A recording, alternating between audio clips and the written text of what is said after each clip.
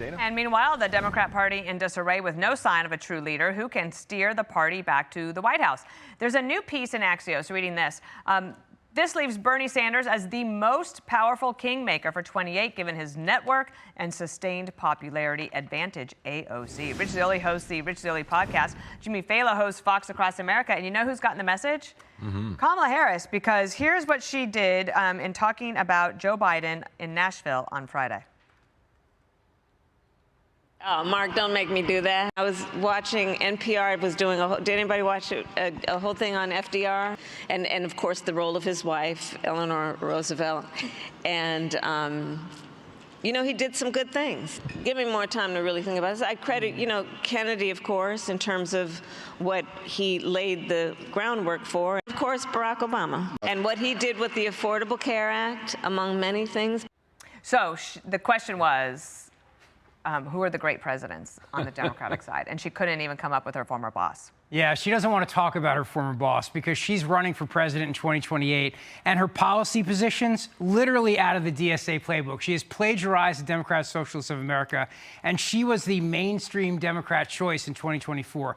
She said on Friday she wants to eliminate the Electoral College, pack the Supreme Court, D.C. and Puerto Rico statehood. Look, the bottom line is this. You cannot separate the economic argument from their wacky positions on recreating the American government and America by itself. Like, everybody's talking about, like, oh, socialism is more popular than capitalism. Socialism comes with this radical realignment of America and changing this country from the way we know it, period. All right, Jimmy? Well, I love that she's trying to distance herself from being vice president, because this is like the border czar gig. Do you remember when she claimed she was never the border czar? Like, I've sucked at jobs, but I've never sucked so bad that I denied having them. You know what I mean?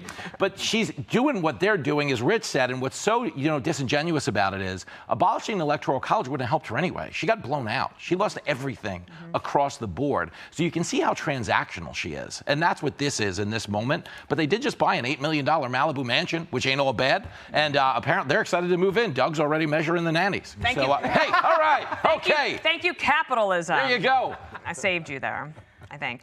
The DNC had this weird video last week. There's a guy named Scott Brown. He's the deputy director.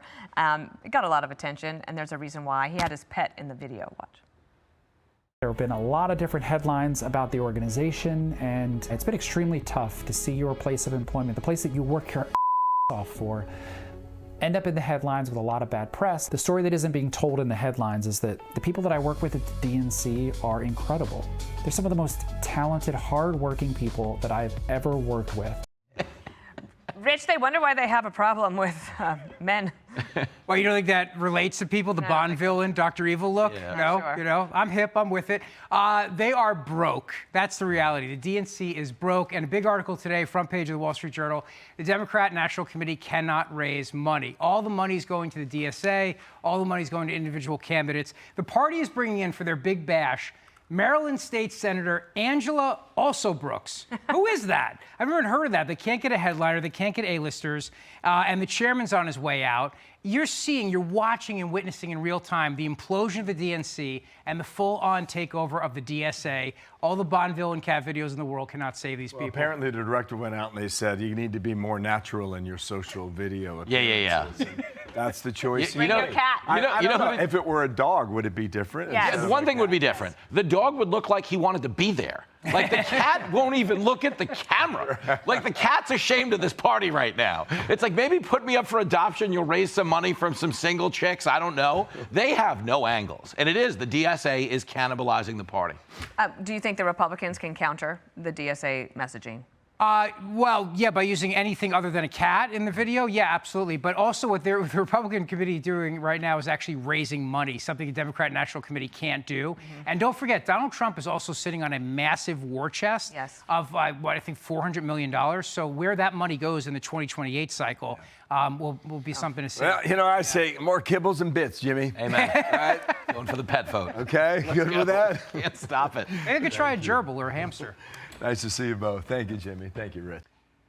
Be sure to like and subscribe for all the Fox News latest on YouTube and catch full shows streaming now on Fox One.